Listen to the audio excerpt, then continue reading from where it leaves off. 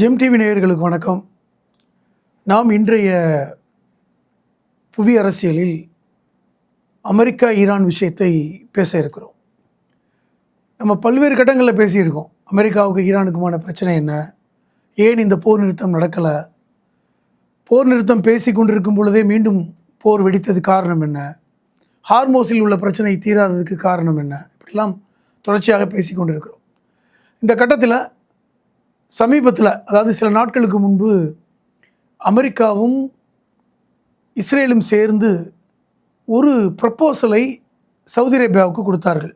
என்ன ப்ரப்போசல் என்றால், Saudi Arabia இஸ்ரேலோடு ஒரு உடன்படிக்கை ஏற்பட்டால், அவர்களுக்குள் ஒரு ஒப்பந்தம் போடப்பட்டால், சவுதி அரேபியாவிற்கு ஒரு முழுமையான அதிகாரத்தை அமெரிக்கா கொடுக்கும்.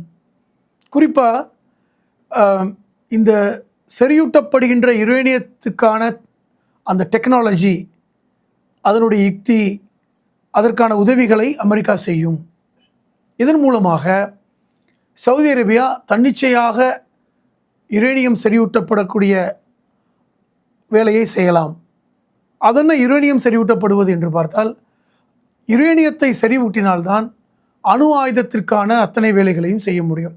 இன்றைய காலகட்டத்தில் அணு ஆயுதத்தை நாம் ஆக்கப்பூர்வமான வேலைகளுக்கு தான் பயன்படுத்த வேண்டும் என்று சர்வதேச அளவில் விதிகளை உருவாக்கி இருக்கிறார்கள். காரணம், ஒரு குறிப்பிட்ட அளவு யுரேனியத்தை நீங்கள் செறிவூட்டம் செய்தால் அது அபாயகரமான அணு ஆயுதமாக மாறிவிடும். ஆகவே தான் அதை ஒரு குறிப்பிட்ட சதவீதம்தான் செறிவூட்டப்பட வேண்டும் மற்றும் சில நாடுகள் மட்டும்தான் அந்த யுரேனியத்தை வைத்திருக்க முடியும் போன்ற நிபந்தனைகளோடு தான் இன்றைக்கி அணு ஆயுத செறிவூட்டப்படக்கூடிய வேலைகள் நடந்து கொண்டிருக்கின்றன. இந்தியாவில் கூட நம்ம அணு ஆயுதம், அது அணு மூலமாக நம்ம மின்சாரம் தயாரிக்கிறோம். அணு மின்சாரம் அதன் மூலமாகத்தான் தயாரிக்கிறோம். ஆனால் சில நாடுகளில் அது தடுக்கப்பட்டதாக இருக்கிறது. குறிப்பாக இன்றைக்கி ஈரானில் அணு ஆயுத பயன்பாட்டை தடுக்கும் விதமாக அமெரிக்கா பல்வேறு சட்டங்களை இயற்றியிருக்கிறது. சர்வதேச அளவில் ஈரான் இந்த அணு ஆயுத பரவலை தடுக்கும் விதமான ஒப்பந்தத்தில் கையெழுத்திட்டிருக்கிறது. ஆனாலும் அது குறிப்பிட்ட சதவீதத்தை தாண்டி செய்து கொண்டிருக்கிறது என்கிற பேச்சு இன்றைக்கி இருக்கிறது. அதாவது இப்பொழுது அணு ஆயுத செறிவூட்டப்படக்கூடிய இந்த என்ரிச்மெண்ட் 80% தொட்டுவிட்டால் அது உலகிற்கு அபாயகரமான பல்வேறு பொருள்களாக மாறிவிடும் என்கிற அடிப்படையில் அதை கண்காணிக்கின்ற சர்வதேச குழுக்கள் ஈரானில் அணு ஆயுதம் தயாரிக்கக்கூடாது, அந்த செறிவூட்டப்படுகின்ற அந்த யுரேனியம் தடுக்கப்பட வேண்டும், அல்லது எவ்வளவு கிலோ யுரேனியம் ஈரான் வைத்திருக்கிறது என்ற போன்ற விஷயங்கள் எல்லாம் பேசப்பட்ட நிலையில்தான் இதற்கு ஈரான் ஒத்துழைப்பு கொடுக்கலின் காரணம் காட்டி தான் இன்றைக்கி சண்டை நடந்தது. கிட்டத்தட்ட 4 மாதமாக சண்டை நடக்கிறத நம்ம பார்க்குறோம். 4 மாதமாக நடக்குது. இடையில ஒரு முடிவுக்கு வந்துச்சு, பாரிஸில் வச்சு பேசினாங்க.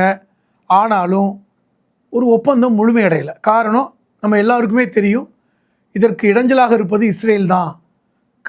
இஸ்ரேல் ஈரானுக்கும் அமெரிக்காவுக்கும் ஒரு ஒப்பந்தம் ஏற்பட்டு விடக்கூடாது என்பதில் தெளிவாக இருக்கிறது. இதுக்கு ஒரு உதாரணம் நான் சொல்லுவேன். 2015 அமெரிக்காவுடைய ஜனாதிபதியாக இருந்த பராக் ஒபாமா அவர் இதற்காக முயற்சி பண்ணார். ஈரானோடு ஒரு ஒப்பந்தங்கள் போடணும், ஈரான் தனிமைப்படுத்தப்பட வேண்டாம் என்கிற நல்லெண்ணத்தில் ஒப்பந்தங்களையும் போடுவதற்கான முயற்சிகளை எடுத்தார். அப்பொழுதும் தடையாக இருந்தது இஸ்ரேல் தான். அதுக்கப்புறம் தான் 2020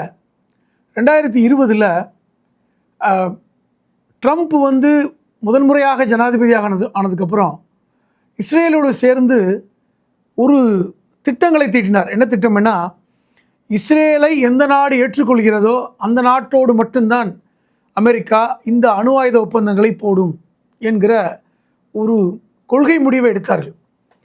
இப்போ இன்றைக்கி 2வது முறையாக ட்ரம்ப் இன்றைக்கி அமெரிக்க ஜனாதிபதியாக இருக்கிறத பார்க்குறோம். அவர் என்ன சொல்கிறார், இப்போது ஈரான் அமெரிக்கா சண்டை என்பது மிக மோசமான ஒரு இடத்துல போய் நிற்கிது. ஈரானில் இருக்கின்ற ஹார்மோஸில் எந்த கப்பல்களும் அனுமதிக்கப்படலை. உலக அளவில் வியாபாரம் இன்றைக்கி ரொம்ப கடுமையாக பாதிக்கப்பட்டிருக்கிறது.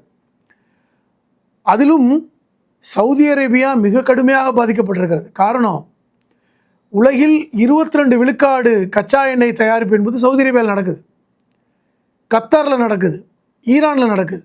அப்போ பெரும்பாலான கச்சா எண்ணெய் தயாரிப்பு உற்பத்தி என்பது இந்த 3 நாடுகளிலும் நடக்கிறது. அதில் இப்போ சவுதி அரேபியா, கத்தார் ஆகிய 2 நாடுகளும் இன்றைக்கி ஹார்மோஸை பயன்படுத்த முடியாததன் காரணமாக அவருடைய கச்சா எண்ணெய் ஏற்றுமதி இன்றைக்கி முற்றிலுமாக துண்டிக்கப்பட்டிருக்கிறது. அப்போ இப்போது சவுதி அரேபியாவிற்கு பொருளாதார நெருக்கடி ஏற்பட்டிருக்கிறது. இதை பயன்படுத்தி கொண்டு என்ன அமெரிக்கா ஒரு திட்டம் கொடுத்தார்கள் என்றால், நீங்கள் இந்த ஆபிரகாம் ஒப்பந்தத்தை அதாவது இஸ்ரேலோடு சவுதி அரேபியா அந்த ஒப்பந்தத்தை போட வேண்டும், அப்பொழுதுதான் நாங்கள் தன்னிச்சையாக இந்த யுரேனியம் என்ரிச்மெண்ட் எடுக்கக்கூடிய வாய்ப்பை சவுதி அரேபியாவிற்கு கொடுப்போம், அதன் மூலமாக சவுதி அரேபியா ஒரு தன்னிச்சையான நாடாக தனக்குத்தானே பாதுகாப்பை வளப்படுத்தக்கூடிய நாடாக மாறிவிடும், சவுதி அரேபியாவும் அணு ஆயுத புரட்சி செய்ய முடியும், அவர்களுக்கு தேவையானவற்றை உற்பத்தி செய்ய முடியும் என்றெல்லாம் அவர்கள் ஆசை வார்த்தை சொன்னார்கள். அது இன்றைக்கி பரபரப்பாக பேசப்பட்ட நிலையில் சவுதி அரேபியாவுடைய இளவரசர் சல்மான் நேற்று ஒரு அதிரடியான முடிவை அறிவித்திருக்கிறார். என்ன முடிவென்றால், எங்களுக்கு இந்த யுரேனியம் என்ரிச்மெண்ட் சொல்லக்கூடிய இந்த அணு ஆயுத செறிவூட்டப்படக்கூடிய வேலை தேவைதான், எங்களுக்கும் அணு ஆயுதம் தேவை. அதே நேரத்தில் சவுதி அரேபியாவும் அணு ஆயுத விஷயத்தில் தன்னிறைவு அடைய வேண்டும். நாங்கள் அமெரிக்காவை சார்ந்து நிற்கிறோம், ஆனால் அதற்காக இஸ்ரேலோடு ஒப்பந்தம் போட வேண்டும் என்று சொல்கின்ற அந்த நிபந்தனையை ஏற்றுக்கொள்ள மாட்டோம். இதுதான் முக்கியமான முடிவு. நம்மெல்லாம் பேசியிருக்கோம். சவுதி அரேபியாவுடைய கிரவுன் பிரின்ஸ், அவர்தான் வருங்கால மன்னர் சல்மான். அவர் ட்ரம்போடு நெருக்கமாக இருக்கக்கூடியவர். இன்னும் சொல்லப்போனால் சல்மானின் மேல் ஒரு கொலை குற்றம் இருக்கிறது, அதெல்லாம் நம்ம பேசியிருக்கோம். ஒரு பத்திரிகையாளரை துருக்கியில் இருக்கின்ற அமெரிக்கா சவுதி அரேபியா எம்பசிக்குள் துருக்கியில் ஒரு பத்திரிகையாளர் கொல்லப்பட்ட விவகாரத்தில் சல்மான் மேல் நேரடியாக குற்றம் இருக்கின்ற நிலையில் அவரை காப்பாற்றியது அமெரிக்கா தான் என்று அடிக்கடி ட்ரம்ப் சொல்வதை பார்க்குறோம். அவரை மிரட்டினார்கள் என்றெல்லாம் பத்திரிகைகள் எழுதினார்கள். அதையெல்லாம் தாண்டி அமெரிக்காவோடு நேசமாக இருப்பவர் தான் சல்மான். இன்னும் சொல்லப்போனால் இப்பொழுது 2024 ட்ரம்ப் மீண்டும் ஜனாதிபதியாக வந்தபோது அதிகமான முதலீட்டை செய்த நாடு சவுதி அரேபியா. கிட்டத்தட்ட $800 பில்லியன். $800 பில்லியன் என்பதை நம்ம இந்தியா பணத்தில் கணக்கிட்டால் நீங்கள் 80ஆல் பெருக்கிக் கொள்ளுங்கள். $800 பில்லியன் பணம் அமெரிக்காவில் சவுதி அரேபியா அரசாங்கத்தால் முதலீடு செய்யப்பட்டிருக்கிறது. சவுதி அரேபியாவில் இருக்கின்ற பணக்காரர்கள் முதலீடு செய்திருக்கிறார்கள். இப்படி சவுதி அரேபியா அமெரிக்காவில் பெரும் பணத்தை முதலீடு செய்ததை பார்த்துருக்கோம். ஆனால் அமெரிக்கா என்ன செய்கிறாங்கன்னா, சவுதியை நாங்கள் தான் பாதுகாக்கிறோம், சவுதி அரேபியா எங்களுடைய பாதுகாப்பில் இருக்கிறது என்று பெரும் பணத்தை வாங்கி கொண்டு தான் அவர்கள் பாதுகாப்பு கொடுக்கிறார். மன்னர் குடும்பத்தை நாங்கள் தான் பாதுகாக்கிறோம், சவுதி அரேபியாவில் வெறும் புரட்சி ஏற்பட்டால் அதை தடுப்பது நாங்கள் தான் என்றெல்லாம் பேசுவதை பார்க்குறோம். அதையும் மீறி இன்றைக்கி இஸ்ரேலோடு சவுதி அரேபியா ஒப்பந்தம் செய்ய வேண்டும் என்று ஒரு நெருக்கடியை ட்ரம்ப் கொடுத்ததை பார்த்தோம். ஆனால் அந்த நெருக்கடிக்கு பயப்படாமல் நாங்கள் இஸ்ரேலோடு எந்த ஒப்பந்தமும் செய்ய முடியாது என்று சவுதி அரேபியாவுடைய கிரவுன் பிரின்ஸ் சல்மான் நேற்று அறிவிப்பு செய்தது என்பது ட்ரம்புக்கு ஒரு மிகப்பெரிய நெருக்கடியை கொடுத்திருக்கிறார். காரணம், இந்த ஆப்ரஹாம் அக்கார்ட் என்கிற இந்த ஒப்பந்தத்தை அரபு அமீரகம் ஏற்கனவே கையொப்பமிட்டிருக்கிறது, கத்தர் அரசாங்கம் கையொப்பமிட்டிருக்கிறது, பஹ்ரைன் அரசாங்கம் கையொப்பமிட்டிருக்கிறது. ஆப்பிரிக்க நாடுகளில் மொராக்கோ போன்ற நாடுகள் இதில் இந்த ஒப்பந்தத்தில் கையெழுத்திட்டிருக்கிறார்கள்.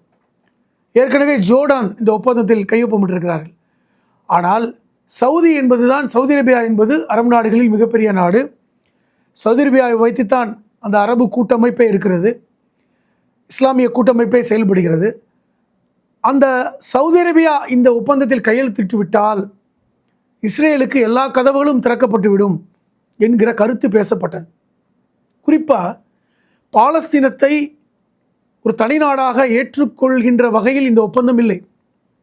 இந்த ஒப்பந்தத்தில் கையெழுத்திட்டு விட்டால் பாலஸ்தீனத்தை நீங்கள் ஒரு தனி நாடாக ஏற்றுக்கொள்ள மாட்டோம். பாலஸ்தீனம் என்பது இஸ்ரேலின் ஒரு பகுதி என்பது தான் இந்த ஒப்பந்தத்தின் முக்கியமான சரத்து. இப்போ இன்றைக்கி சவுதி அரேபியா அதைத்தான் தொட்டு காட்டியிருக்கிறார்கள். நாங்கள் பாலஸ்தீனத்தை தனிநாடாக அங்கீகரித்திருக்கிறோம். பாலஸ்தீனம் இருப்பவர்கள் அரபு மொழி பேசுகின்றவர்கள், அவர்கள் எங்களுடைய சகோதரர்கள். நாங்கள் பாலஸ்தீனத்தை தனிநாடாக அங்கீகரிக்கின்ற வேலையை எப்பொழுதே நாங்கள் சொல்லிவிட்டோம்.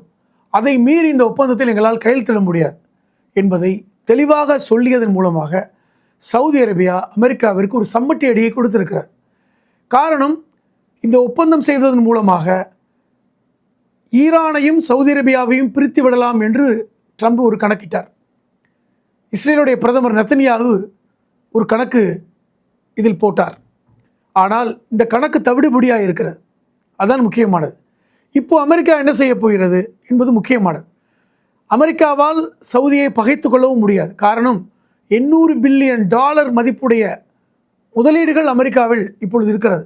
அதை இன்றைக்கி ஏற்கனவே சவுதி அரேபியாவில் இருக்கின்ற பெரும் பணக்காரர்களில் சிலர் அந்த முதலீடுகளை திரும்ப பெறக்கூடிய வேலையை தொடங்கி இருக்கிறதை பார்க்கிறோம். அப்போ சவுதி அரேபியாவோடு முரண்பட்டால் அது இன்னும் அமெரிக்காவுடைய சவுதி அரேபியா அமெரிக்கா உறவை அது மோசமாக்கிவிடும். அது ஈரானையும் சவுதியையும் நெருங்க வைத்துவிடும் என்பதை முக்கியமாக கவனிக்கணும். ஏற்கனவே ஒரு விஷயத்தை நான் சொல்ல நினைக்கிறேன். ஈரானுடைய உச்சபட்ச தலைவர் அலி அய்துல்லா கமேனி கொல்லப்படுவதற்கு சில நாட்களுக்கு முன்பு ஒரு மக்களிடம் உரையாற்றும் போது அவர் சொன்ன விஷயம், மேலை நாடுகள் அரபு நாடுகளையும் எங்களையும் இஸ்லாமிய இந்த பிரிவை வைத்துக்கொண்டு, இந்த குழப்பத்தை வைத்துக்கொண்டு பிரித்து வைத்திருக்கிறார்கள். குறிப்பாக நாங்கள் ஷியா பிரிவை சார்ந்தவர்கள், அரேபிய மக்கள் சன்னி பிரிவை சார்ந்தவர்கள். இந்த பிளவை வைத்துத்தான் மேலை நாடுகள் எங்களை பிரித்து வைத்திருக்கின்றன. இதை நூற்றாண்டு காலமாக இந்த பிளவை நாங்கள் கொண்டு வந்து விட்டோம். ஆனால் தவறிழைத்து விட்டோம். எங்கள் காலத்திலே நாங்கள் இந்த பிளவை சரி செய்ய வேண்டும். இதுதான் மேற்கு ஆசிய நாடுகளுக்கு ஒரு பெரிய விடிவெள்ளியாக, ஒரு பெரிய மறுமலர்ச்சியாக மாறும். அதை எங்கள் காலத்திலே சரி செய்ய வேண்டும் என்கிற ஒரு வேண்டுகோளை விடுத்திருந்தார். அதை சொல்லி சில நாட்களுக்குள் தான் அவர் கொல்லப்பட்டார். ஆகவே இப்பொழுது சவுதி அரேபியா இந்த அமெரிக்காவுடைய உத்தரவை மீறுவதன் மூலமாக ஈரானோடு நெருங்குகிறதோ என்கிற புதிய அத்தியாயத்தை நோக்கிய ஒரு வரலாற்று பதிவாக இதை பார்க்கப்படுவதாக இன்றைக்கி அரேபிய பத்திரிகைகள் இன்றைக்கி கட்டுரைகள் வெளியிட்டதையும் நாம் இதில் கவனத்தில் கொள்ள வேண்டும் என நான் கேட்டுக்கொள்கிறேன். இன்னொரு முக்கியமான விஷயம், இப்பொழுது ஹார்மோஸ் முழுமையாக மூடப்பட்டிருக்கிறது. ஹார்மோஸ் திறக்காததன் காரணமாக இன்றைக்கி உலக அளவில் கப்பல் போக்குவரத்து ஸ்தம்பித்திருக்கிறது. பல்வேறு நாடுகளில் இன்றைக்கி கச்சா எண்ணெய் விலை எங்கேயோ போய் கொண்டிருக்கிறது. இன்றைக்கி இன்றைய நிலை என்பது $110 அது ரொம்ப அபாயகரமானது. இப்பொழுது நாம் பெட்ரோலை வாங்கி கொண்டிருக்கிறோம். இது இன்றுமே தொடர்ந்தால் இந்த நாம் வாங்கி கொண்டிருக்க பெட்ரோல் விலை இன்னும் கூடுதலாக $20-30 கூட வாய்ப்பு இருக்கிறது. ஏனென்றால் நாம் 40 விழுக்காடு கச்சா எண்ணெயை இந்த ஹார்மோஸ் வழியாகத்தான் பெற்றுக்கொண்டிருக்கிறோம். நமக்கு பெரும்பாலும் சவுதி அரேபியாவிலிருந்தும் ஈரானிலிருந்தும் கத்தாரிலிருந்தும் வருகிறது. அப்போ இங்கு வருகின்ற இன்றைக்கி கச்சா எண்ணெய் இன்றைக்கி தடைபட்டிருக்கிறது. இது ஒரு முக்கியமானது. இரண்டாவது, எல்என்ஜின்னு சொல்லக்கூடிய நேச்சுரல் கேஸ், இயற்கை வாயுக்களையும் நாம் அங்கே வாங்குகிறோம். இன்றைக்கி அதிகமாக இன்றைக்கி நம்முடைய வீட்டு உபயோகத்துக்காக இருக்கின்ற இன்றைக்கி வீட்டு சிலிண்டர்களுடைய விலை கட்டுப்படுத்தப்பட்டாலும் அது எவ்வளோ காலத்துக்கு கட்டுப்படுத்த முடியும் என்கிற நிலை இன்றைக்கி வந்திருக்கிறது. ஏற்கனவே கமர்ஷியல் சிலிண்டர்ஸ் இன்றைக்கி எங்கேயோ போய்விட்டது. இந்த சூழ்நிலையில் நாம் இன்றைக்கி உலக நாடுகள் எல்லாம் இந்த ஹார்மோஸ் திறக்கப்பட வேண்டும் என்கிற இந்த வேலையையும் இன்றைக்கி செய்ய தொடங்கியிருக்கிறாங்க. அது நிச்சயமாகத்தான் செப்டம்பரில் நடக்கின்ற இந்த பிரிக்ஸ் மாநாட்டிலும் இது பேச இருக்கிறது. இதற்கிடையில் நாமும் இன்றைக்கி அமெரிக்காவிற்கும் நெருக்கடியை கொடுக்குறோம். நம்ம இந்த பிரச்சனை தீர்க்கப்படணும். குறிப்பாக ஈரானுக்கும் அமெரிக்காவுக்கும் பிரச்சனை தீர்க்கப்படுவதற்கு முன்பாகவே ஹார்மோஸ் திறக்கப்பட வேண்டும். உங்கள் பிரச்சனையில் ஹார்மோஸ் மூடப்படுவதை உலக நாடுகள் சிரமத்தை சந்திக்கின்றன என்கிற பேச்சும் இன்றைக்கி எழுந்திருக்கிறது. வருகின்ற நாட்களில் இதற்கான முடிவுகள் நமக்கு தெரியும். நாம் வருகின்ற அடுத்த எபிசோடில் இன்னும் பல விரிவான தகவல்களை உங்களோடு நேயர்களோடு பகிர்ந்து கொள்கிறேன். அதுவரை நன்றி, வணக்கம்.